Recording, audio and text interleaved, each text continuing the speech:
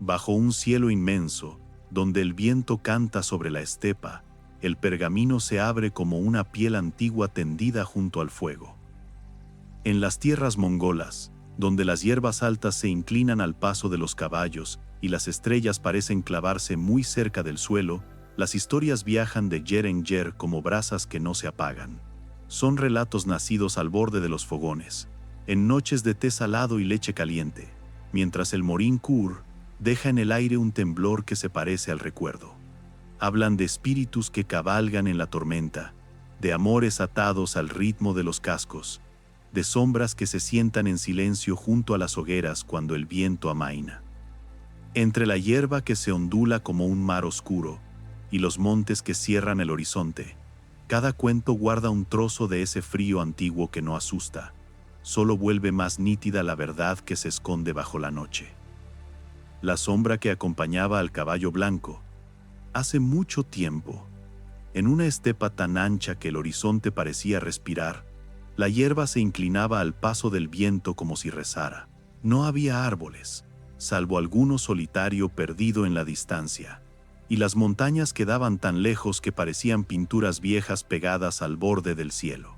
Allí, el frío tenía un sabor propio, mezcla de leche agria, humo de estiércol seco y hierro invisible en el aire. El viento era el dueño de todo.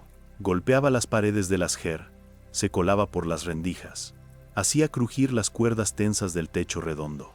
De día traía el olor del ganado, de noche traía voces antiguas que se confundían con el relincho de los caballos. Cuando soplaba fuerte, los perros bajaban la cabeza y las personas hablaban en susurros, como si no quisieran interrumpir algo que el viento estuviera diciendo. En una de esas ger, cubierta con fieltros gruesos y cuerdas gastadas, vivía un muchacho llamado Erden.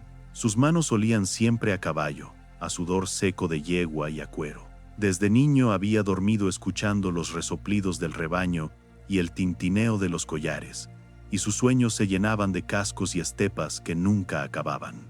Su mayor orgullo era un caballo blanco. No era blanco de nieve, era blanco de hueso pulido, con manchas grisáceas en el cuello, como nubes que se hubieran quedado pegadas a su piel. Su crin era espesa, tan suave que la madre de Erden decía que parecía lana de invierno recién cardada. Sus ojos eran oscuros y brillaban incluso en la penumbra de la noche. Ese caballo se llamaba Tenger, cielo. El día avanzaba lento en la estepa.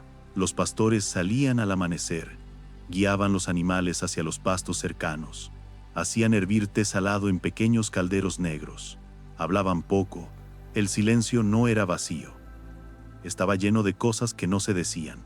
Fue una mañana de otoño cuando Erden notó algo por primera vez. El sol aún estaba bajo, alargaba las sombras sobre la hierba amarillenta. Tenger pastaba cerca de la ger, con la cabeza gacha, arrancando mechones de hierba seca. La sombra del animal se extendía a un lado, nítida, pero junto a ella había otra, una sombra más alta, con un contorno que no pertenecía a ningún cuerpo visible. Tenía forma humana, de hombros anchos, con algo alargado en la mano, como si sostuviera una lanza o un arco. No se movía con el viento, no temblaba, estaba allí, pegada al costado del caballo, como si también pastara, como si también respirara. Erden parpadeó, se frotó los ojos, la sombra seguía allí. Se acercó unos pasos, la hierba crujió bajo sus botas. Tenger levantó la cabeza, lo miró, resopló. La sombra se encogió por un instante, como si hubiera sentido vergüenza. Luego volvió a alargarse, tranquila, al ritmo del sol. Pero nadie lo sabía aún. Aquello no era un truco de luz. Aquella noche, dentro de la ger, el fuego del fogón central chisporroteaba lento. El interior olía a grasa derretida, leche caliente y humo pegado a las telas. Erden comía en silencio un cuenco de carne hervida con fideos gruesos. Frente a él, su abuela, Borte, sorbía té con calma, con las manos arrugadas rodeando la taza como si abrazara a un animal pequeño. Borte tenía el rostro surcado de líneas, como un mapa de caminos antiguos, En sus ojos se reflejaba la llama del fuego y detrás, una paciencia inmensa. «Abuela», dijo Erden, sin levantar demasiado la voz. «Hoy he visto algo junto a Tenger». Ella no respondió enseguida. Dejó la taza sobre el suelo. Escuchó el viento golpeando la pared de fieltro. Solo cuando el sonido se suavizó, habló. «¿Qué has visto?» Erden abrió la boca. Cerró los ojos un segundo. Recordó la forma. Inmóvil, pegada a la sombra del caballo. Una sombra, dijo. Como la de un hombre. Pero no había nadie. Borte no se sobresaltó. No se santiguó. No se rió. «La estepa guarda sombras que ya no tienen cuerpo», murmuró. «A veces se pegan a los caballos. A veces al viento. A veces a las personas. Si no hacen daño, no se las molesta. Eso, claro, sería mucho después». En aquel momento, Erden solo sintió un escalofrío leve en la nuca. «¿Y si hacen daño?», preguntó. La abuela lo miró largo rato. «Entonces buscan algo que no encontraron al morir». No dijo más. El fuego crujió. A lo lejos un caballo relinchó en la oscuridad. Los días siguientes, Erden observó. Cada amanecer salía a revisar el rebaño, se acercaba a Tenger, lo cepillaba, comprobaba las cinchas, acariciaba su cuello firme, y cada vez que el sol se situaba en cierto ángulo, la sombra aparecía.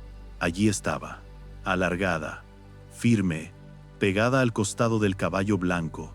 A veces parecía caminar medio paso por delante. Otras veces se quedaba atrás, como si dudara. En ocasiones, cuando el viento soplaba muy fuerte, se pegaba más al suelo, aferrada, resistiendo. Erden empezó a hablarle al caballo en voz baja mientras lo ensillaba. «¿Quién te acompaña, Tenger?». El animal parpadeaba despacio, como si no escuchara, o como si escuchara demasiado. Una tarde, mientras cabalgaba para reunir unas cabras rezagadas, la bruma del atardecer se tendió sobre la estepa como una manta baja. La hierba parecía más alta, el horizonte más cerca. Tenger avanzaba con seguridad, pero Erden sentía un peso raro en la espalda, como si alguien hubiera puesto una mano allí. Se giró. No había nadie. Solo el viento arrastrando pequeñas nubes de polvo. Sin embargo, notó algo. Las huellas de su caballo no estaban solas. A un lado, ligeramente separadas, se marcaban otras. No tan profundas, no tan definidas. Como si un caballo invisible cabalgara a la par. El día se fue apagando. Erden apretó las piernas contra los flancos de Tenger y regresó al campamento con el pecho apretado. Algo caminaba con ellos. Algo que no se veía del todo, pero que marcaba huellas en la tierra. Fue en la primera nieve cuando la sombra empezó a hacerse más pesada. La noche anterior, el cielo se había cubierto de nubes espesas. El aire estaba tan inmóvil que incluso los perros se tumbaron callados, con el hocico sobre las patas. Borte se quedó un rato largo mirando la abertura del techo, oliendo la promesa blanca. Al amanecer, la estepa era otro mundo. Una sábana de nieve fina cubría la hierba, dibujando curvas suaves sobre los montículos. Los cascos de los caballos dejaban huellas negras donde pisaban. El viento había cambiado de voz. Ya no silbaba, murmuraba entre cristales. Erden salió, con el abrigo de piel bien ceñido, la bufanda cubriéndole la boca. Su aliento formaba nubes breves frente a su cara. Caminó hacia el corral de los caballos. Tenger estaba allí, tranquilo, con el lomo cubierto de pequeños copos. Su pelaje blanco se confundía con el paisaje, pero al mirar al suelo, Erden sintió un escalofrío que no venía del frío. A un lado de las huellas del caballo, se veían otras, no de cascos, de pies humanos, descalzos, marcados en la nieve, como si alguien hubiera caminado junto a Tenger durante la noche, vuelta tras vuelta, alrededor del corral. Los dedos se veían claros, la planta completa, ni una sola gota de sangre, ni un rastro hacia adentro o hacia afuera del círculo. Solo pasos, una y otra vez, escoltando al caballo blanco. Pero nadie lo sabía aún. Aquella sombra ya no estaba solo pegada a la luz del sol, se había enraizado en la noche. Esa tarde, un anciano de otra familia llegó al campamento. Llevaba el rostro azotado por el viento y un morincur colgado en la espalda. Era un músico y un narrador, uno de esos hombres que andaban de jer en jer llevando historias como otros llevan sal. Durante la cena, el anciano habló de batallas antiguas, de rutas olvidadas, de jinetes que cabalgaban durante días persiguiendo un solo enemigo. Sus palabras olían a grasa, a humo, a caminos polvorientos. En un momento, mientras el fuego lanzaba chispas diminutas, mencionó algo que hizo que Erden levantara la cabeza. Hubo una vez, dijo el anciano, un guerrero que jamás bajaba de su caballo blanco, ni para dormir, ni para comer. Se decía que, si algún día caía, su espíritu seguiría cabalgando aunque su cuerpo se quedara atrás. Borte lo miró con ojos entrecerrados. ¿Y qué pasó con ese guerrero?, preguntó. El anciano se encogió de hombros. Nadie lo supo jamás. Se perdió en una tormenta de nieve. Solo encontraron su cinturón, colgado de un arbusto, y los restos de sus arreos. El caballo no apareció. El espíritu, tampoco. Erden sintió que el viento, afuera, golpeaba la jer con más fuerza, como si quisiera entrar. Una chispa del fuego estalló. La sombra de Tenger se alargó en su memoria. Las semanas pasaron. La nieve se hizo más gruesa. El frío más hondo. Una noche llegó la noticia de que se acercaba un sud. Un invierno cruel de esos que dejaban a las familias sin ganado. Las cabras morían de pie, los caballos flaqueaban, las vacas se negaban a levantarse. El viento se volvía cuchillo. En los días previos todo era preparación. Más leña, más estiércol seco, más pieles apiladas. Se movían los animales a zonas menos expuestas. Se revisaban cuerdas, se reforzaban paredes. Tenger, sin embargo, parecía inalterable. Respiraba bien, comía bien, sus ojos seguían brillando. Pero la sombra, se hacía más intensa, incluso de noche, incluso cuando no había luna. Erden la veía al borde de su visión, dentro de la jer, apoyada cerca de la puerta, como si velara. Cuando se giraba para mirarla de frente, solo quedaba el vacío, el olor del cuero, el crujido de las paredes. Había una vez un espíritu que no sabía que había muerto, que seguía cumpliendo su deber más allá de cualquier frontera. Nadie lo sabía aún, pero la estepa estaba a punto de recordarlo. El sud llegó, primero como un viento que no paraba. Día y noche, la jer temblaba bajo los golpes del aire helado. El cielo se volvió una manta gris que aplastaba el horizonte. Luego vino la nieve, gruesa, insistente, tapando las huellas, las cercas, las piedras. Durante días enteros, el mundo fue solo blanco y ruido. Los animales caían uno tras otro. Los perros se acurrucaban junto al fuego. Las personas hablaban en susurros, como si cualquier palabra demasiado alta pudiera resquebrajar el frágil equilibrio. Una madrugada, la madre de Erden irrumpió en la jer con la cara pálida. Los caballos, dijo. Están intentando huir. Erden salió casi sin ponerse las botas. El viento lo golpeó como una pared. La nieve le cegó un instante. A través del remolino blanco, vio formas oscuras moviéndose. Los caballos. Algunos intentaban avanzar contra el viento. Otros giraban en círculos, relinchando, con los ojos desorbitados. Todos, menos uno. Tenger estaba quieto, de pie, firme, con la cabeza alta. A su lado, claramente visible pese a la tormenta, una figura difusa, como un hombre envuelto en capas de nieve. Erden sintió que el mundo se estrechaba. Solo quedaban el caballo, la figura y él. La sombra se giró. El viento pareció apartarse a su alrededor. Erden distinguió ojos hundidos, una boca seria, un gesto de cansancio infinito. La figura levantó un brazo. Señaló hacia el norte, más allá de donde llegaba la vista, más allá de la tormenta. El viento bramó, los otros caballos retrocedieron. Tenger dio un paso adelante. En aquel gesto simple estaba todo, una decisión, un camino, un deber. Esa misma mañana, Cuando la tormenta dio un breve respiro, Erden preparó el arnés. Borte lo miraba sin moverse, con los labios apretados. La madre revolvía nerviosa un saco de harina vacío, como si buscara una excusa para detenerlo. «Si sales», dijo ella, «puede que no vuelvas». Erden ajustó la cincha. Sus dedos temblaban, pero no por el frío. «Si no salgo», murmuró. «Quizá algo que lleva demasiado tiempo perdido nunca encuentre su lugar». Borte enmudeció. Sus ojos se humedecieron un instante, pero no lloró. «Ve», dijo al fin, «y escucha al viento. Él sabe más que tú». El día avanzó lento, pesado, mientras Erden cabalgaba. Tenger avanzaba con seguridad, hundiendo los cascos en la nieve profunda. A su lado, la sombra caminaba. Ya no era solo un trazo oscuro, tenía cuerpo borroso, hombros, manos. A veces parecía montada sobre el caballo, a veces a pie. El viento la atravesaba y, sin embargo, la rodeaba con respeto. La estepa se volvió un laberinto blanco. No había puntos de referencia. Solo el frío, el cielo bajo y el zumbido constante del aire. Erden dejó de pensar en la distancia. Solo seguía la dirección que la sombra indicaba. Al caer la tarde, la tormenta cedió un poco. El cielo mostró un resquicio de azul entre las nubes. Lejos, muy lejos, se perfiló algo oscuro. Una elevación del terreno, coronada por montones de piedras.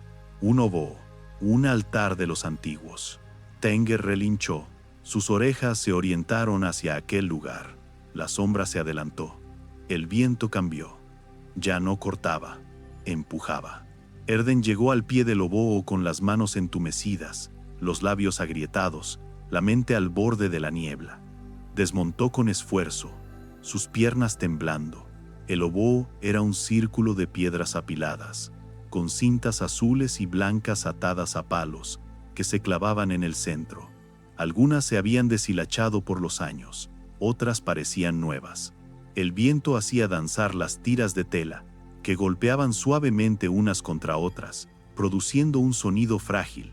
Erden sintió una presencia densa, no solo la sombra, algo más, como si muchos ojos invisibles lo observaran en silencio.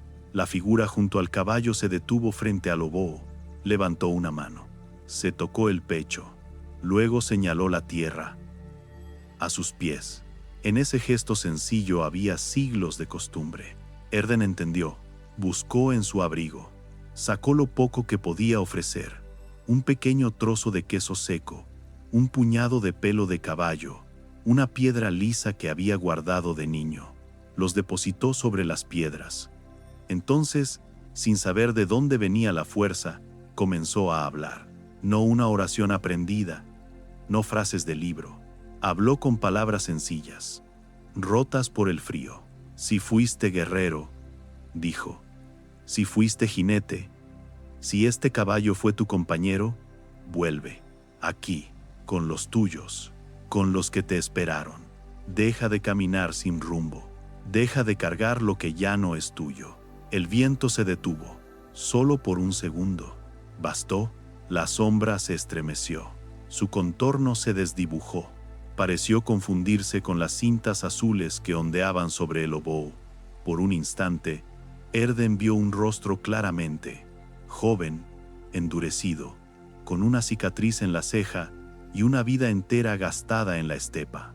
En aquellos ojos no había rencor, había cansancio y algo parecido a gratitud.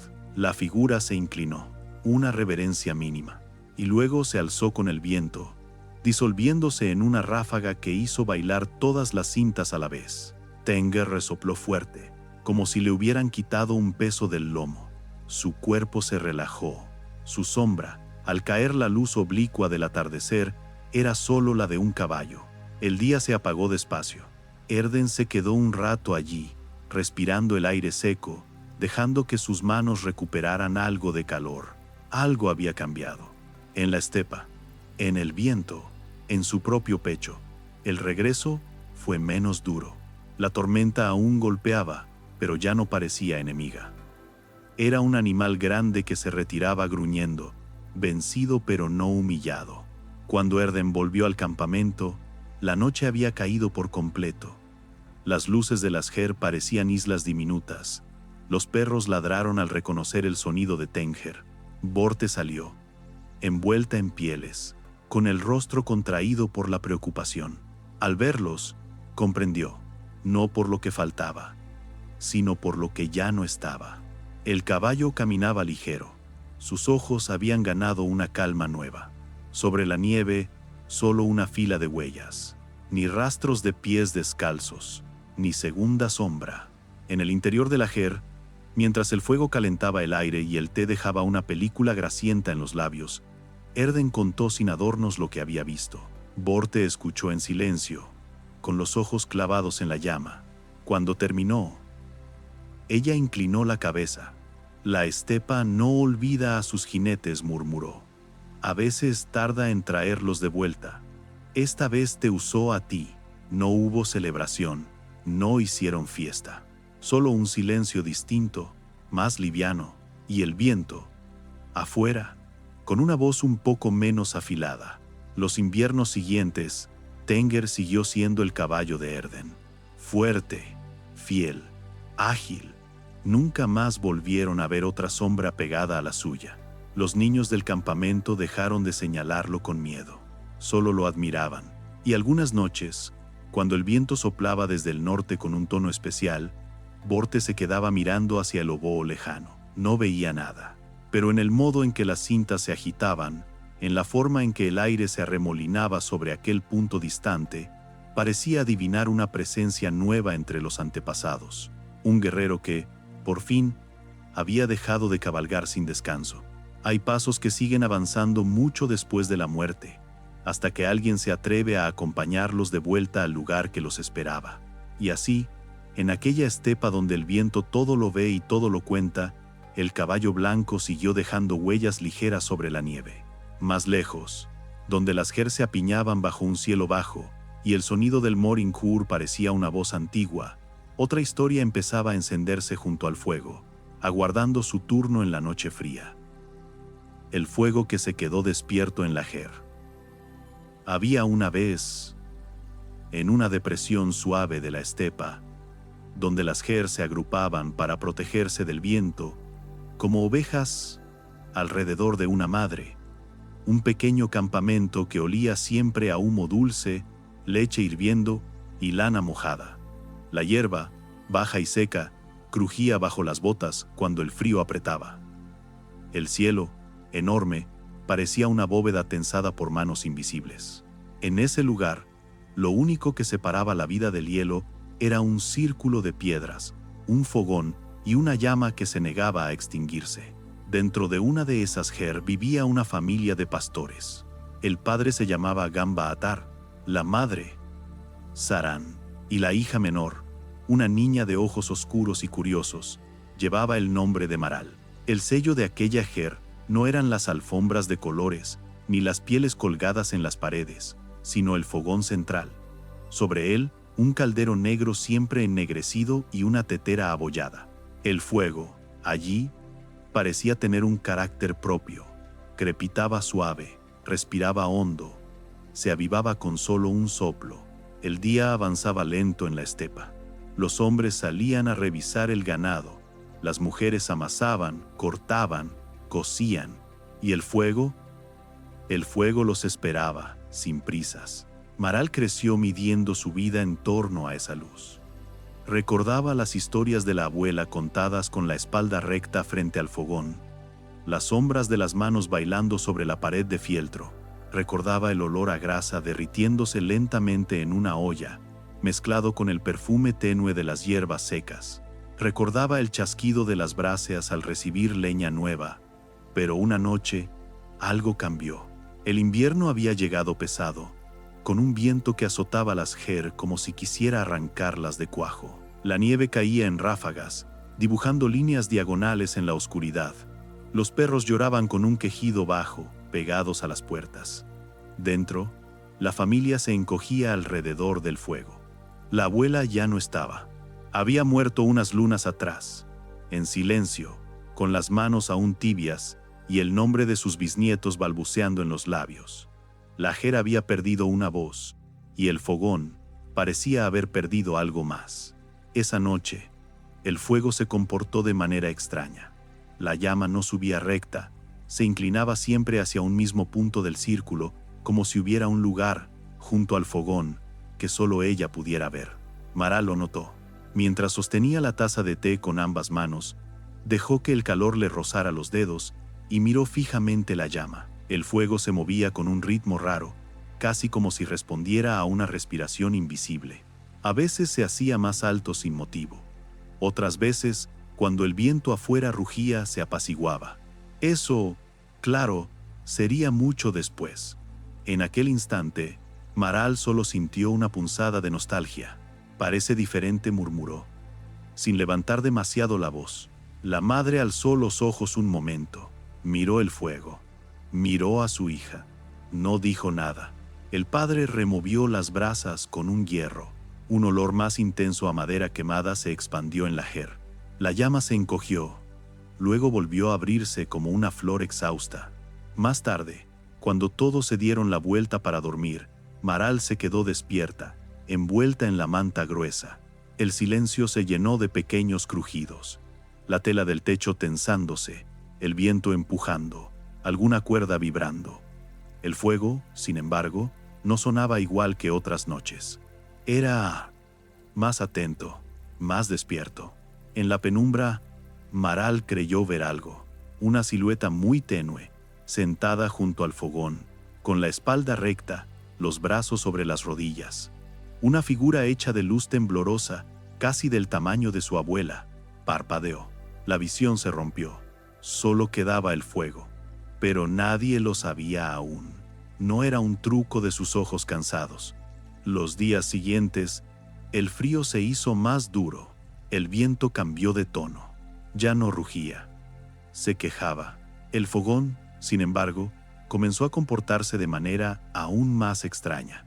Cuando la familia salía al amanecer, solían esforzarse por dejar las brasas bien cubiertas, para que resistieran hasta la tarde. Aún así, muchas veces, al regresar, encontraban el fuego casi muerto y debían soplar durante un rato largo para reanimarlo. Ahora no. Ahora, cada vez que volvían, la llama seguía viva, a veces más viva que cuando la habían dejado. Una mañana, Gambatar alzó una ceja. «¿Quién ha echado leña?», preguntó. Nadie respondió.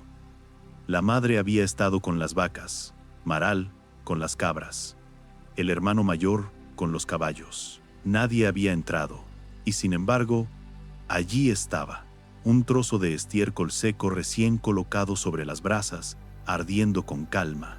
Gambatar miró alrededor. Las paredes, el techo, las alfombras, el baúl, nada fuera de lugar. La madre se frotó los brazos. El silencio pesaba. «Quizá uno de los niños lo hizo ayer y se nos olvidó», dijo al fin, con una voz que no terminaba de creer sus propias palabras. El viento sopló. La llama se inclinó, breve, hacia un punto del aire como si saludara. Esa noche, mientras la familia comía, el fuego se alzó de repente sin que nadie lo tocara. Un destello más largo iluminó el interior de la jer, y por un instante las sombras en las paredes parecieron adquirir formas propias. Maral bajó la mirada hacia su cuenco. En la superficie del caldo, la danza de la llama se reflejaba, deformada. Vio, con el rabillo del ojo, un contorno conocido, 2 manos apoyadas sobre las rodillas, un perfil de nariz, un moño bajo, el perfil de su abuela. No se atrevió a decir nada. El padre carraspeó. «El fuego está inquieto», dijo. La madre dejó la cuchara. «Quizá alguien no está donde debería», susurró. La frase quedó flotando, no como acusación, como constatación. La jer olió a lana húmeda y a algo más, a recuerdos que no se habían ido. Maral decidió probar algo. Esperó a que todos se durmieran, escuchando el ritmo de sus respiraciones. Se levantó despacio, intentando no crujir las tablas del suelo. El fuego seguía vivo, pequeño, recogido sobre sí mismo. Las sombras en la pared eran suaves, pero algo en ellas parecía atento. La niña se sentó frente al fogón, imitando la postura de la abuela, piernas cruzadas, espalda recta, manos sobre los muslos. El calor le rozó el rostro y le secó los labios. Durante un rato no dijo nada, solo escuchó el crujido del fieltro, el silbido del viento filtrándose por la puerta, el lento suspiro del caldero enfriándose. Luego, en un hilo de voz, habló hacia el fuego, no hacia nadie en particular.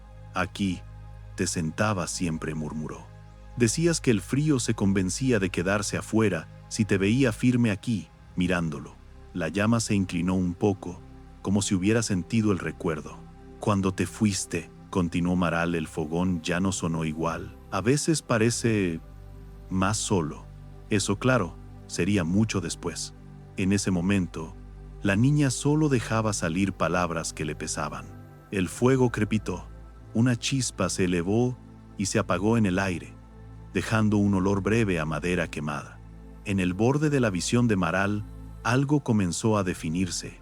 Una línea de hombros, la curva de una espalda, el contorno de un moño. La niña no se movió.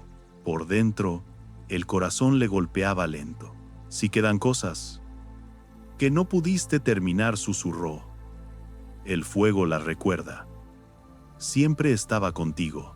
La figura, hecha de luz y sombra, pareció asentir. En la llama, los colores se mezclaron, rojo, naranja, un amarillo casi blanco, como la nieve reflejando el sol. Maral cerró los ojos, no por miedo, por respeto. En el silencio que siguió, el viento se calmó un poco. Al día siguiente, cuando la familia salió, la madre dejó caer una frase al pasar junto al fogón. Si sigues despierto cuando volvamos, dijo, sin dirigirse a nadie, te pondré la mejor leña. El día avanzó lento. Las nubes se movían bajas, arrastradas por un viento que parecía menos cruel. Los animales resoplaban vapor blanco. Cuando regresaron, el fuego no solo seguía vivo, estaba más alto, más redondo, como si alguien hubiera escogido con cuidado los trozos de combustible. Al lado, bien apiladas, había ramas secas que ninguno de ellos recordaba haber traído adentro. Gambaatar se detuvo, miró a su alrededor con el ceño fruncido. ¿Quién ha hecho esto? Otra vez. Nadie.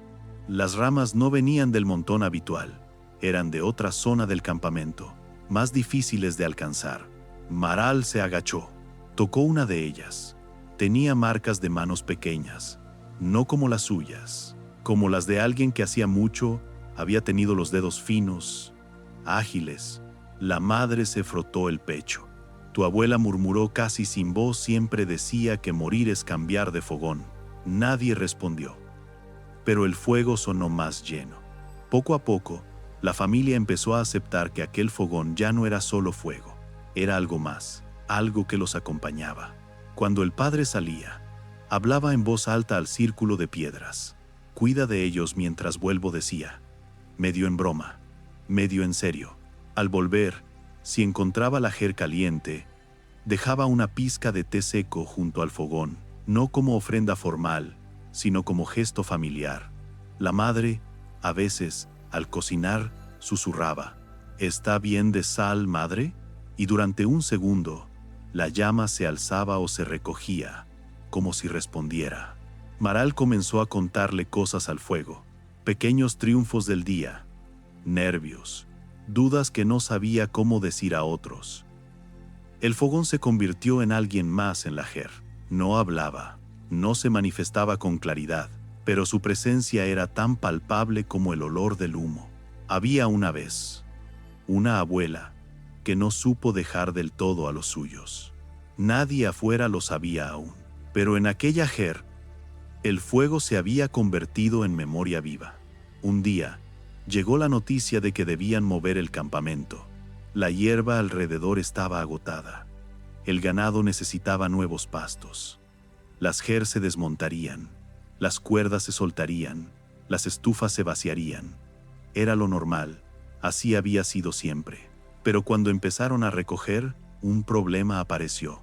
El fogón central no era una estufa metálica desmontable. Era un círculo de piedras encajadas en el suelo, el corazón de aquella jer en particular. Gambaatar las miró. con las manos apoyadas en las rodillas. Si dejamos el fogón aquí, dijo, ¿qué pasará con...? No terminó la frase. La madre apretó los labios. Tu madre está donde estén sus historias, no sus piedras, respondió. Pero su mirada se quedó pegada al fuego, que ese día ardía más bajo, como si escuchara cada palabra. Maral sintió un nudo en la garganta. No imaginaba la Ger sin aquel círculo exacto, sin esas piedras que conocía una, por sus marcas de hollín, por sus grietas. Esa noche, el viento volvió a levantarse. La llama danzaba nerviosa, como si presintiera un cambio. Maral se sentó frente al fogón. Mañana nos vamos, murmuró. No podemos llevarte tal como eres. La llama se inclinó hacia un lado.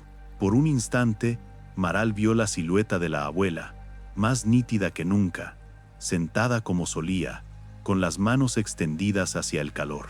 La niña respiró hondo. No quiero que te quedes sola, susurró. El fuego crepitó.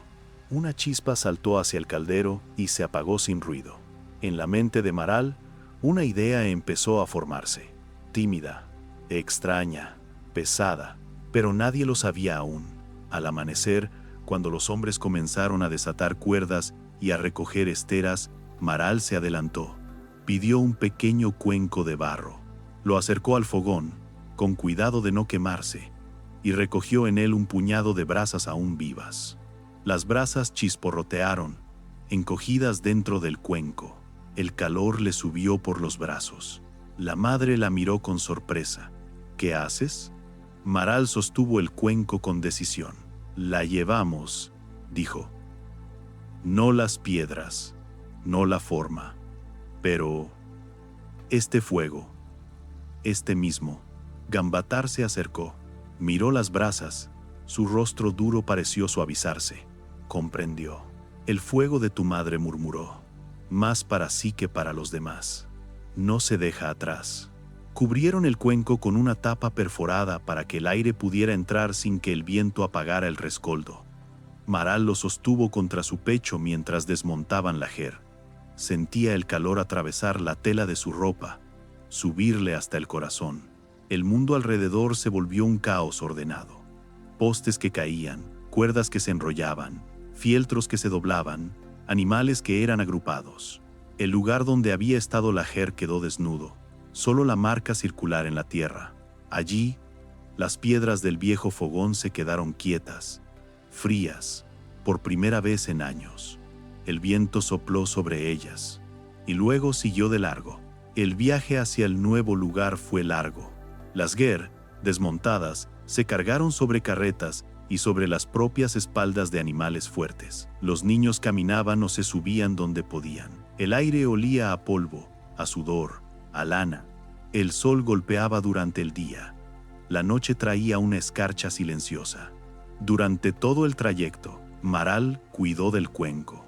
Si el viento arreciaba, lo cubría con su abrigo.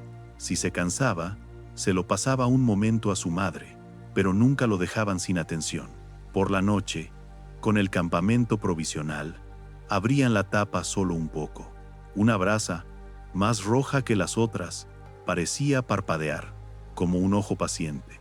Al tercer día, el cuenco estaba más ligero, pero aún caliente. ¿Seguirá viva?, preguntó el hermano, incrédulo. Maral acercó la palma a la tapa. El calor era suave, pero real. Está esperando, respondió. El día avanzó lento hasta que, por fin, llegaron al nuevo lugar. Una planicie ligeramente inclinada, con hierba menos exprimida, agua más cerca y el viento un poco más amable. Las Ger comenzaron a levantarse de nuevo. Postes arriba, cuerdas tensas, fieltros extendidos. El círculo de vida recomenzaba. Gambaatar, esta vez, no dejó que el fogón fuera lo último. Lo marcó antes que nada, con piedras escogidas una a una alrededor de un hoyo nuevo en la tierra. Maral caminó hacia el centro de la Ger recién levantada. Se arrodilló. Colocó el cuenco dentro del círculo. Las manos le temblaban un poco. Quitó la tapa. Las brasas, pequeñas, se acurrucaban en el fondo como animales cansados. Pero al sentir el aire, Una de ellas se encendió brevemente, dejando escapar una pequeña lengüeta de llama. Maral acercó con cuidado un manojo de hierba seca, luego una astilla fina, luego un trozo de estiércol bien curado. Al principio, nada, luego un hilo de humo, luego un chasquido. La llama se alzó, primero tímida, después con más fuerza, hasta que el fuego, nuevamente, ocupó su lugar en el centro del ajer. La luz naranja llenó el interior. El olor a humo y a hogar regresó, intacto.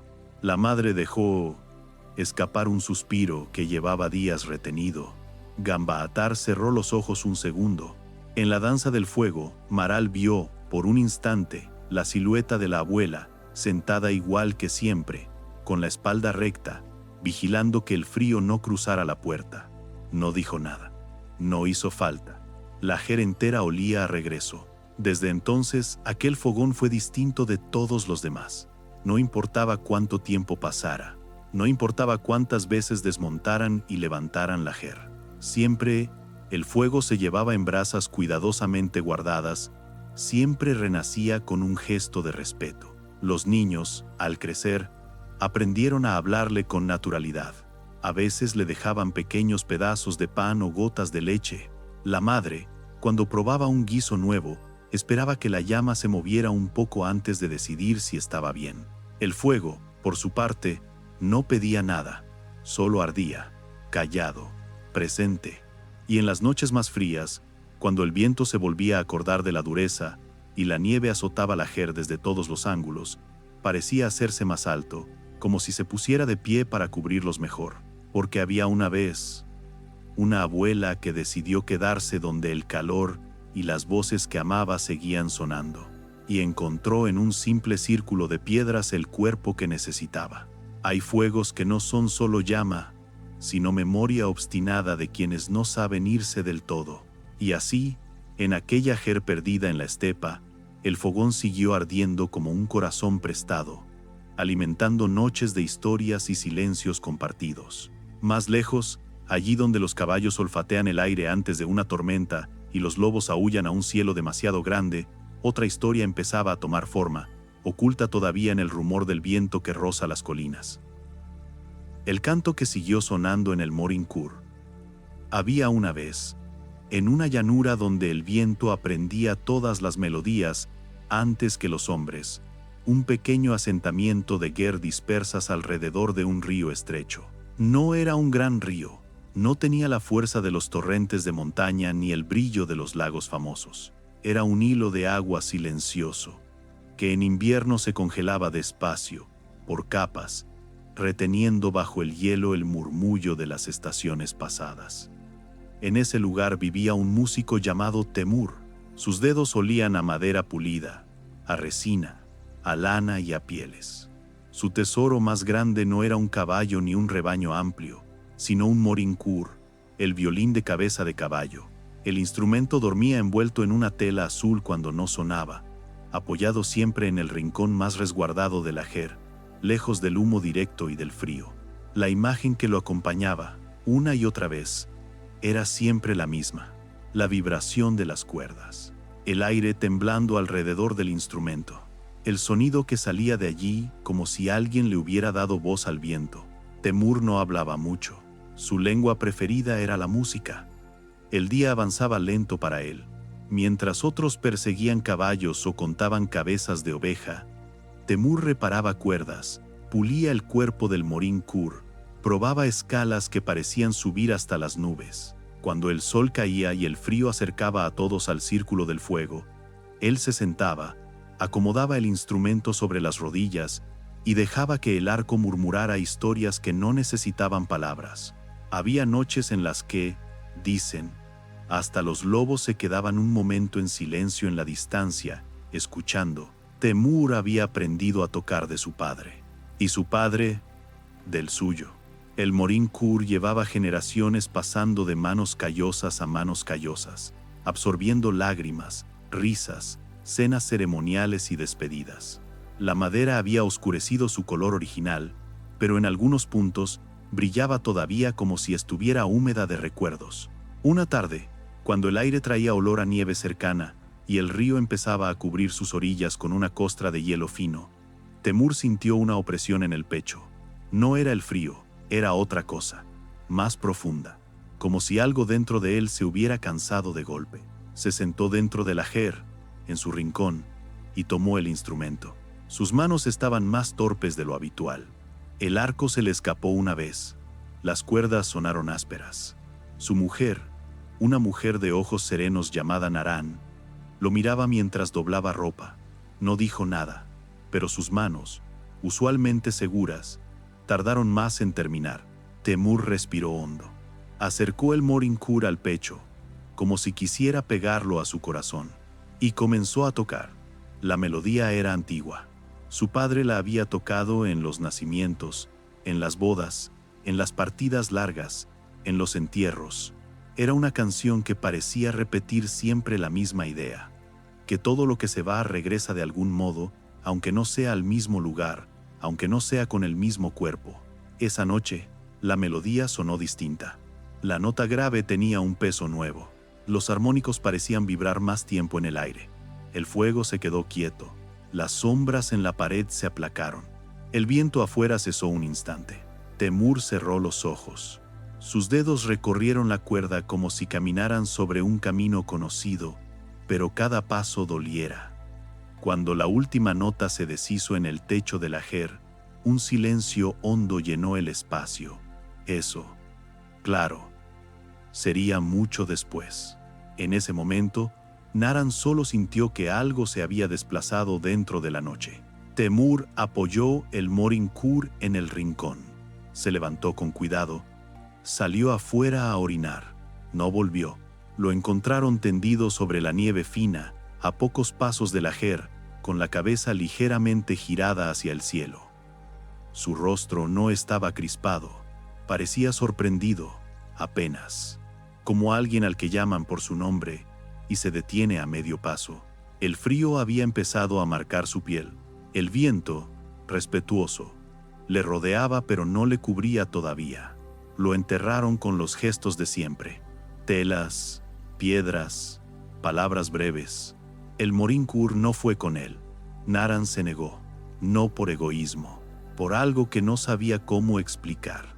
Este instrumento, dijo, con voz baja, no pertenece a la tierra, pertenece al aire. Los ancianos la miraron sin discutir. El duelo se recogió en miradas largas, silencios respetuosos y tazas de té que nadie saboreaba del todo. Dentro de la guerra, el rincón de Temur quedó demasiado ordenado. El Morin-Kur, recostado en su tela azul, parecía más pesado. La primera noche sin él, el silencio dolió como un hueso recién roto. Pasaron los días. El trabajo siguió. El río se fue endureciendo bajo el frío. Los caballos rebajaron su trote. La vida, como siempre, continuó con su testarudez habitual. Pero dentro del ajer, algo se había quedado a medio camino. Naran evitó tocar el instrumento. Al principio por respeto, luego por miedo. Miedo a oír la voz de su marido salir de la madera. Miedo a descubrir que ya no estaba allí. Una noche, sin embargo, el silencio fue demasiado espeso. El viento se había calmado. El fuego crujía apenas. Los niños dormían, enroscados como cachorros bajo las mantas. Naran miró el rincón del Morin-Kur durante largo rato. Sintió que el instrumento le devolvía la mirada. Se levantó despacio. Sus pasos hicieron crujir la alfombra. Tomó el Morin-Kur entre las manos. El tacto era familiar. Aunque jamás había sido ella quien lo tocara en serio, lo había sostenido muchas veces al limpiarlo, al moverlo, al ayudar a Temur. La madera tenía el calor frío de las cosas que conservan huellas. Se sentó. Acomodó el instrumento sobre sus rodillas. Tomó el arco. Cuando lo apoyó sobre las cuerdas, un escalofrío le recorrió el brazo. No era solo nervios, era otra cosa. Respiró y se obligó a trazar una nota larga. El sonido que salió no era torpe, tampoco perfecto. Tenía la vibración tímida de una primera palabra, pero llevaba detrás una sombra de experiencia que no podía ser suya. Naran se detuvo. La nota siguió un instante en el aire. En ese instante, Escuchó algo más, claramente otro trazo, otra cuerda invisible, como si alguien hubiera tocado con ella. Las velas parpadearon sin motivo evidente. El fuego se inclinó hacia el instrumento. La mujer cerró los ojos, sin atreverse a comprender del todo. Había una vez un canto que no había terminado de salir de un pecho. Nadie lo sabía aún. Los días siguientes, Naran fue, poco a poco, venciendo su propio miedo. Cada noche, cuando el campamento se recogía, sacaba el Morincourt de su rincón, se sentaba donde Temur solía sentarse, acomodaba el instrumento y dejaba que el arco buscara alguna melodía. No sabía mucho. Recordaba fragmentos, líneas cortas, giros que reconocía por haberlos escuchado 1000 veces. A veces erraba, desafinaba, se detenía, pero cada vez que lo hacía, el instrumento parecía responder. Una cuerda vibraba sola, apenas. Un armónico surgía cuando no le correspondía. Un eco suave se colaba detrás de su trazo. Era como si otra mano, superpuesta a la suya, la corrigiera con paciencia.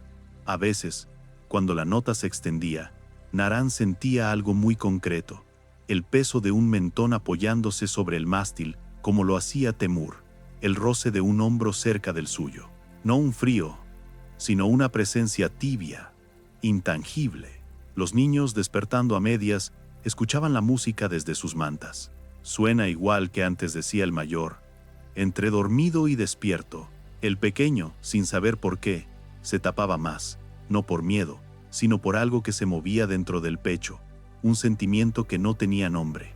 Una noche de luna muy clara, el campamento entero se reunió en torno a un fuego común. Había llegado un grupo de pastores de otra región, trayendo noticias, risas, historias nuevas. Alguien habló de una tormenta lejana, otro de precios de caballos, otro de un lobo especialmente audaz. Como en todos esos encuentros, llegó el momento en que alguien pidió música. Temur ya no está, dijo uno, con un gesto triste. Pero el Morincourt sigue en su ger, respondió otro. Todas las miradas fueron, sin querer, hacia Naran. Ella sintió el peso de los ojos. La vergüenza subió como un calor distinto a las mejillas. Quiso negarse, quiso decir yo no, quiso huir. Pero el viento, ese día, soplaba con un tono suave, como si animara. Alguien se levantó y fue hasta su ger. Volvió con el Morincourt envuelto en la tela azul. Lo puso en sus manos sin una palabra. Naran lo tomó. Sus dedos temblaron. Se sentó junto al fuego, con el círculo de rostros alrededor, algunos expectantes, otros compasivos, otros incrédulos. Acomodó el instrumento, respiró, el arco rozó la cuerda. La primera nota salió insegura, la segunda, menos. En la tercera, ocurrió algo que nadie esperaba. Un segundo hilo de sonido, muy fino, casi inaudible, se sumó a la voz del Morincourt. Era como si otra cuerda, invisible, vibrara en el aire, ligeramente desfasada, creando un temblor más profundo. Los niños se incorporaron, los perros dejaron de ladrar. Alguien miró hacia arriba, buscando algún truco en el cielo. No había truco. La melodía se desarrolló. Naran avanzó por el camino conocido a medias. Y cada vez que vacilaba, algo en el instrumento parecía empujarla suavemente de vuelta al trazo correcto. La canción antigua, la de los ciclos que vuelven, la de quien se va pero sigue rondando, llenó la llanura. Al final, cuando la última nota murió despacio en el aire frío, nadie habló durante unos segundos. El viento pareció demorarse entre las ger, escuchando, como si no quisiera irse todavía. Esa noche, ya de vuelta en su ger, Naran no pudo dormir. El sonido del Morincourt, o más bien el doble sonido, seguía vibrando dentro de su pecho. Se sentó a oscuras, junto al instrumento que reposaba en su rincón. No lo tocó, solo lo miró. La madera devolvía un brillo tenue, como si guardara una brasa dentro. En el silencio habló. Temur, dijo, sin elevar la voz. Si te quedaste aquí, si sigues en esta madera, en este sonido, no te quedes por pena. Las palabras le salieron con dificultad. Aquí hay vida aún. Trabajo, hijos, frío, comida, risas a veces. Pero tú ya dejaste todo eso. No necesitas sostenerlo. El aire, por un momento, pareció espesarse. El olor a humo se mezcló con algo más. Una nota de piel conocida, de sudor seco, de lana usada miles de veces. Naran sintió que, detrás de ella, alguien se sentaba. No escuchó pasos, no vio sombra. Solo percibió el hundimiento leve del aire a su espalda. Se le humedecieron los ojos. No se giró. Si aún tienes algo que tocar, murmuró, tócalo. Y luego vete. No te ates más de lo necesario. Los que quedamos, aprenderemos a tocar por nosotros mismos. El Morin Kur vibró. No mucho, lo justo. En alguna parte, una cuerda sin arco dejó escapar un zumbido brevísimo, como una respuesta. Pasaron más noches. La rutina volvió a asentarse. El río se congeló casi por completo. Solo en ciertos puntos, el agua seguía murmurando bajo el hielo. La estepa se cubrió de un blanco duro. El cielo, bajo, pesaba sobre la mirada. Naran siguió tocando. Poco a poco, sus manos se volvieron más seguras. Sus dedos encontraron las posiciones casi sin pensar. Los giros que antes se le escapaban empezaron a salir solos. Y el segundo hilo de sonido, el que había acompañado aquellas primeras noches, comenzó a hacerse más tenue. No desapareció de golpe. Sería demasiado simple. Se fue apagando. Una noche no sonó en toda la melodía, pero apareció, tímido, en la nota final. Otra noche solo vibró en los silencios, como si se negara a entrometerse en el canto. Hasta que, un día, ya no estuvo. El Morin Kur sonaba lleno, completo, pero solo con la voz de Naran. La estepa, sin embargo, guardaba el eco. Corrió el rumor por los campamentos cercanos. La viuda de Temur tocaba como si llevara toda la vida haciéndolo. Sus melodías tenían un matiz extraño, ni exactamente el de él, ni completamente nuevo. Era como escuchar a alguien que habla con su propia voz, pero arrastra el acento de quien le enseñó. Una tarde, un anciano vino a escucharla. Se sentó frente al fuego, con las piernas cruzadas, las manos sobre las rodillas. Sus ojos, pequeños y claros, no perdían detalle. Naran tocó sin levantar la vista. Cuando terminó, el anciano se aclaró la garganta. Tu marido dijo no se ha quedado en el instrumento, se ha quedado en tus manos. Ella bajó la cabeza, no como acto de humildad, sino como quien reconoce una verdad que ya intuía. El anciano continuó. Hay cantos que no pertenecen solo a quien los toca primero. Buscan cuerpo donde quedarse. A veces ese cuerpo es de madera, a veces de carne, a veces de viento. Mientras sigas tocando así, no hace falta que nadie más se quede atrapado en este rincón. Fuera. El viento sopló, no duro, no suave, simplemente presente. Con el tiempo, los niños crecieron. El mayor empezó a aprender a tocar. Sus dedos eran más torpes, más impacientes. A veces quería correr donde la melodía pedía caminar.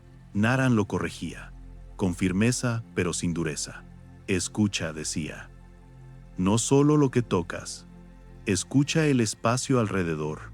En cierto punto, el niño preguntó, ¿crees que el espíritu de padre está aquí cuando tocamos? Naran se quedó mirando la cuerda vibrando. Creo, dijo despacio, que al principio no supo irse. Pero ahora está donde deben estar los que terminan sus canciones. Y una parte de lo que fue está en cada sonido que hacemos bien. No había mito complicado. No había gran discurso. Solo esa idea simple, suave. La vibración de la cuerda se prolongó un poco más de lo normal, como si alguien, desde muy lejos, hubiera apoyado un dedo. Algunas noches, cuando el viento corre muy bajo, arrastrando pequeñas lenguas de nieve, aún parece escucharse, entre los campamentos y las ger, un hilo de música que no proviene de ningún instrumento visible. No es una melodía completa, Son fragmentos, giros, notas sueltas. Los viejos sonríen entonces, sin sorpresa. Los jóvenes se dan la vuelta, buscando de dónde viene. La estepa, mientras tanto, lo guarda todo. El sonido del arco sobre la cuerda, el temblor del aire en la jer, el canto que se quedó un tiempo en la madera, antes de aprender a salir por otras manos. Hay voces que no desaparecen al morir, solo cambian el cuerpo desde el que siguen diciendo lo esencial. Y así, entre el río helado y las jer dispersas sobre la llanura, el Morín Kur siguió dejando en el aire un temblor que mezclaba ausencias y nuevos comienzos. Más lejos, hacia donde la estepa se eleva y el cielo parece más bajo, una última historia de Mongolia guardaba en silencio, escondida en las huellas que la nieve aún no había logrado borrar. La huella que no dejaba marca en la nieve. Había, una vez, en una estepa tan abierta que la mirada se perdía antes que el pensamiento, un invierno largo que se había adelantado sin pedir permiso. Las primeras nieves habían llegado antes de lo esperado, tapando la hierba aún verde, cubriendo las piedras, suavizando las colinas. El viento soplaba con una voz grave, arrastrando pequeños remolinos blancos que parecían espíritus jugando sobre la superficie del mundo. En esa llanura vivía un pastor llamado Batu. Su vida olía a lana húmeda, a cuero endurecido y a humo pegado a la ropa. Sus días se medían por la posición del sol sobre el horizonte, por el número de ovejas que veía al echar la última mirada antes de la noche, por el cansancio de sus piernas al volver a la jer. El sello de Batu no eran sus manos fuertes ni su caballo resistente, sino su mirada. Veía detalles que otros pasaban por alto: una rama rota, un mechón de pelo en una espina, una huella apenas marcada en el barro helado. Decían que la estepa le hablaba, y que él sabía escucharla. La imagen que lo acompañaba, una y otra vez, era siempre la misma: la nieve sobre la tierra, la luna encima del mundo, y una línea de huellas, avanzando hacia algún lugar. El invierno había caído pesado aquel año. Los animales estaban inquietos. Algunas ovejas se negaban a alejarse demasiado de la jer. Los perros ladraban hacia la nada en ciertas noches, con el lomo erizado. Una tarde, cuando el sol ya empezaba a caer y el cielo adquiría un tono azul violáceo, Batu salió a contar el rebaño. El aire era tan frío que cada respiración dolía un poco al entrar en el pecho. Sus botas crujían sobre la nieve dura, dejando marcas oscuras a cada paso. Fue entonces cuando lo notó. Entre las ovejas, algo se movía de forma extraña. No un animal completo, no una sombra definida. Era un brillo leve, más claro que la nieve misma, que parecía rodear a una de las ovejas más jóvenes. La lana de esa oveja aplicaba más blanca que el resto, y su respiración se veía en pequeños hilos de vapor. Batu frunció el ceño. Se acercó despacio. La oveja lo miró un instante. Luego, tranquilamente, volvió a bajar el hocico hacia la nieve. A su alrededor, un círculo de frío más intenso parecía marcarse, como si la temperatura bajara solo en aquel punto. Detrás del animal, nada, ni huellas distintas, ni marcas extrañas, solo nieve, pero nadie lo sabía aún. Era la primera vez que aquel invierno mostraba un rastro que no dejaba marca. Esa noche, mientras el viento golpeaba la jer y la familia se apretaba alrededor del fogón, Batu no encontraba reposo. Su mujer, Aruna, removía la sopa en el caldero.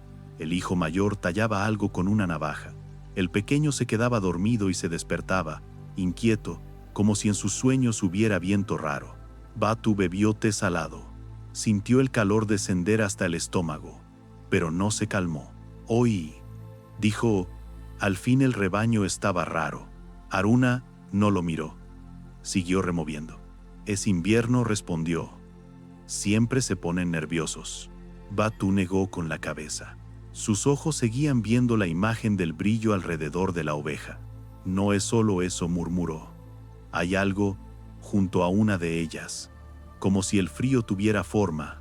La mujer guardó silencio un momento. Luego, apagó el fuego lentamente, quitando un par de leños para dejar solo brasas. Tu padre decía, comentó, cuando la luz se hizo más baja que a veces. Cuando alguien muere dejando algo pendiente con sus animales, una parte de él se queda rondando el rebaño, sin cuerpo, solo como un peso en el aire. El hijo mayor levantó la vista. ¿Como los lobos?, preguntó, buscando una imagen que entendiera. Aruna sonrió sin alegría. No, los lobos tienen hambre. Esto es otra cosa. Batu apoyó los codos sobre las rodillas. El humo del fogón dibujaba líneas suaves en el techo. Recordó algo. El año anterior, un viejo pastor del campamento cercano había muerto en una tormenta, buscando a 2 ovejas perdidas. No lo encontraron hasta el deshielo. Una de las ovejas había vuelto sola, la otra jamás. Eso, claro, sería mucho después. En ese momento, la imagen solo le rozó la memoria como un viento leve. El ruido del viento volvió a hacerse más fuerte. La familia se acostó, pero Batu se quedó con los ojos abiertos un tiempo más, atento a un silencio que, esa noche, parecía distinto. Los días pasaron, la nieve se hizo más profunda. Las huellas de las personas y de los animales se quedaban marcadas como cicatrices en la superficie blanca. Y sin embargo, cada vez que Batu salía al amanecer, había algo que no cambiaba. Alrededor de la oveja joven, una hembra de patas finas y ojos muy negros, el frío era siempre más intenso. El vapor de su respiración se elevaba en columnas más densas. Los otros animales se apartaban apenas, como dejando un espacio invisible a su alrededor. Una mañana, al acercarse, Batu lo vio con claridad. La oveja avanzaba despacio por la nieve. Sus patas dejaban marcas claras, profundas. Junto a esas huellas, muy cerca, a la misma altura, había otras. Huella, huella, huella. Y, a un lado, nada. Como si algo caminara paralelo sin tocar la nieve. Solo cuando la oveja se detenía, el aire se condensaba un poco más ahí, lo suficiente para que Batu sintiera un leve escozor en la piel de la cara, como si se hubiera acercado demasiado a un agua demasiado fría. Se inclinó, tocó con la mano desnuda el lugar donde debería haber una huella. La nieve estaba más dura, casi helada, como si un peso sin peso hubiera estado encima. El pastor se enderezó despacio. Había una vez un guardián sin cuerpo que no aceptó dejar solos a los animales que amaba. Nadie lo sabía aún, pero el invierno lo estaba mostrando. Una tarde, Batu fue a visitar el campamento vecino, aprovechando un raro descanso del viento. Llevaba consigo un trozo de queso duro envuelto en tela y una piel extra, por si la noche lo pillaba fuera. Allí, entre germas viejas y perros más delgados, encontró a una anciana sentada frente a un fogón casi apagado. Tenía la mirada perdida y los labios resecos. «Eras amigo de mi hermano», dijo la mujer. Antes de que él hablara, Batu tardó un segundo en recordar. El viejo pastor, el que se había perdido en la tormenta, lo era, asintió. Ella bajó la vista hacia el fuego. Murió pensando en sus ovejas, murmuró. Siempre decía que ninguna debía quedarse sola en la nieve. Se fue a buscarlas cuando todos le decíamos que esperara. Tenía la cabeza dura y el corazón blando. El silencio se estiró. Recogimos parte de su rebaño, continuó. Pero una de las ovejas nunca volvió. Una pequeña, blanca, con un ojo un poco más oscuro que el otro. ¿Sabes algo de ella? Batu pensó en la oveja joven, en el brillo alrededor, en la huella que no dejaba marca. Entre las mías hay una así, dijo. Llegó antes del primer hielo fuerte. Nadie supo de quién era. La anciana le sostuvo la mirada. En sus ojos, el fuego reflejado parecía otra cosa. No una llama, sino un recuerdo que volvía a doler. Entonces susurró, quizá él sigue con ella. Batu no respondió. Pero el viento, afuera, golpeó la tela de la guer con un sonido que parecía asentir. Desde ese día, Batu dejó de mirar a la oveja con simple curiosidad. Empezó a hacerlo con respeto. Observó cómo, siempre que se acercaban lobos en la distancia, la joven hembra era la primera en alzar la cabeza.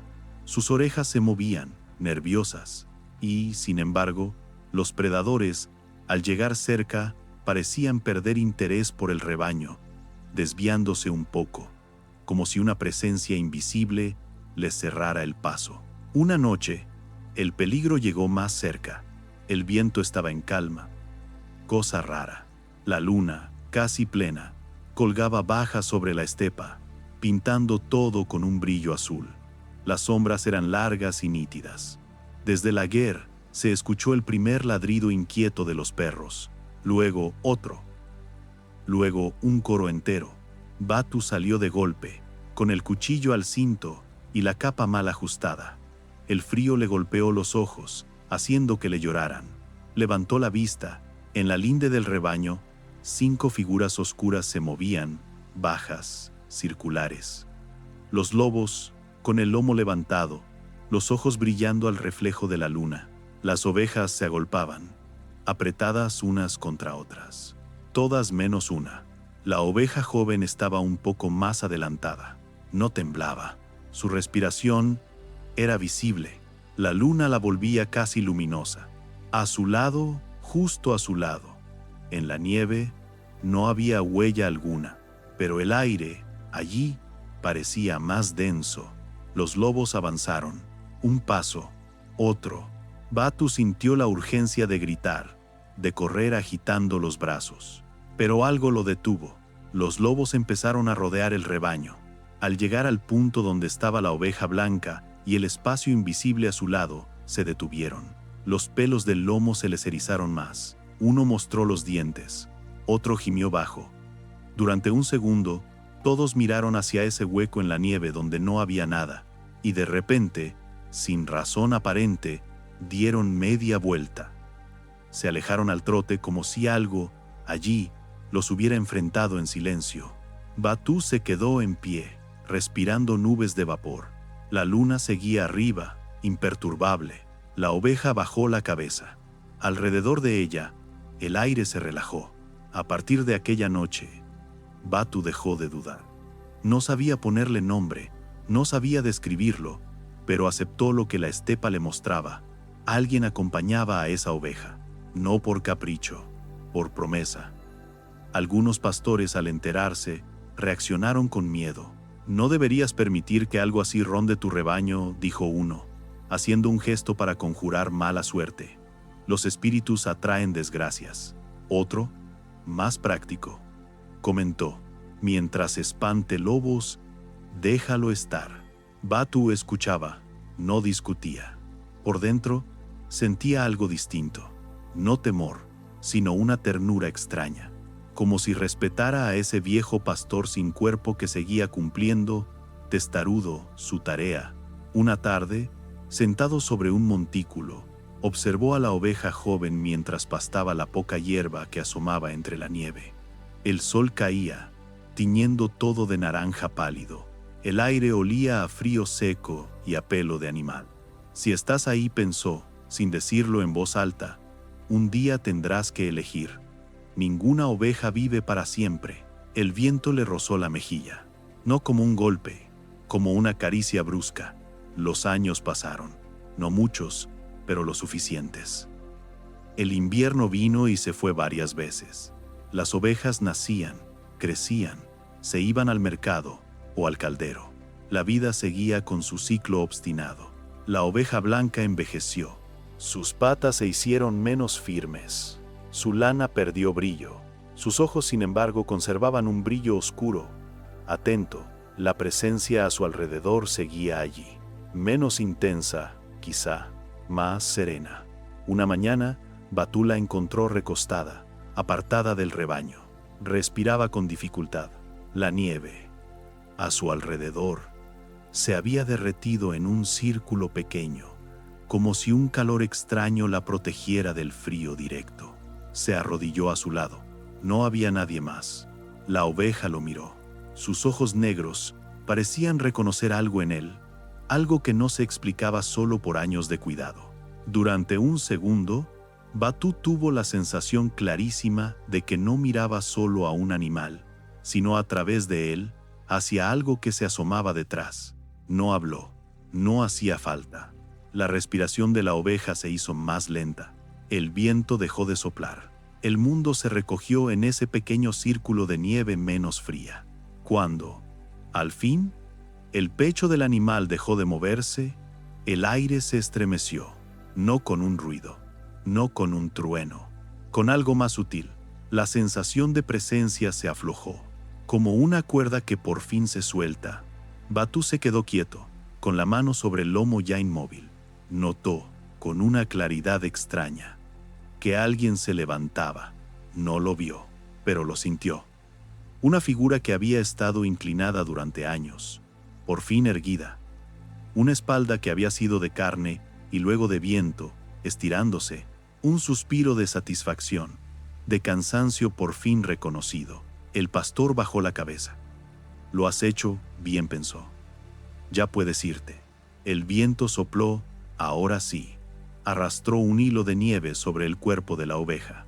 Y, en el aire, por un instante, se dibujó algo así como una forma humana, casi invisible, que se alejaba en dirección al horizonte.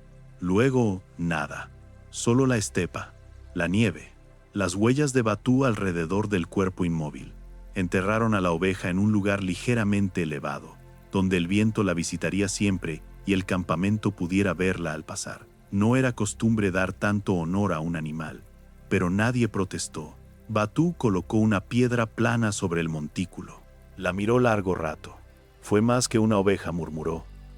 «Fue compañía para quien no supo irse a tiempo». Los otros pastores no dijeron nada. Algunos, en el fondo, comprendieron. Desde entonces, Batú siguió cuidando de otros rebaños. Las ovejas nacían, morían, se perdían, se encontraban. Los lobos seguían rondando. El viento seguía aprendiendo canciones nuevas. A veces, en las noches de luna llena, cuando salía a comprobar que todo estuviera en orden, le parecía ver algo en la nieve, una línea de huellas incompletas, empezando junto a una oveja cualquiera y desvaneciéndose después de unos pasos. No dejaban marca verdadera, solo un escalofrío leve, una sensación de compañía. Batú sonreía entonces, muy poco, apenas torciendo la comisura de los labios. La estepa rara vez olvidaba a quienes la habían amado de verdad. Hay fidelidades tan tercas que ni el invierno ni la muerte consiguen disolverlas. Solo se hacen más ligeras hasta volverse puro aire. Y así, en aquellas llanuras blancas donde las huellas a veces hablan más que las palabras, el rebaño siguió moviéndose bajo un cielo inmenso que todo lo veía. Más lejos, en algún rincón del mundo donde otras culturas y otros fríos esperan su turno, el pergamino aguarda el momento de volver a desplegarse, lento, sobre otra noche cansada. Bajo la última luz de la estepa, cuando el día se recoge y el viento pierde su filo, las historias dejan de ser voces y vuelven a ser quietud.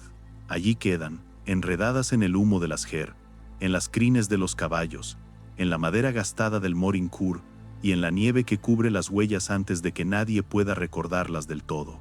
Cada cuento guarda un temblor distinto, el de una sombra que por fin descansa, el de un fuego que sigue ardiendo aunque las manos que lo encendieron ya no estén, el de una melodía que se niega a desaparecer, el de una fidelidad tan testaruda que derrota incluso al invierno.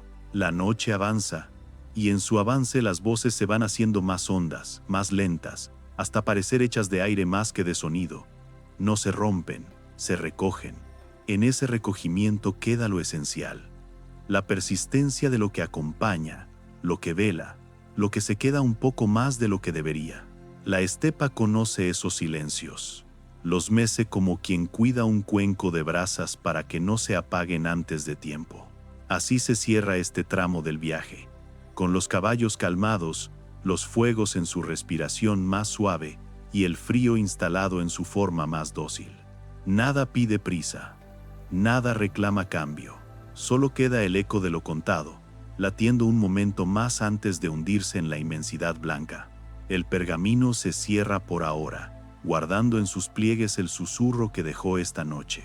Sain Amraaray, que descanses bien.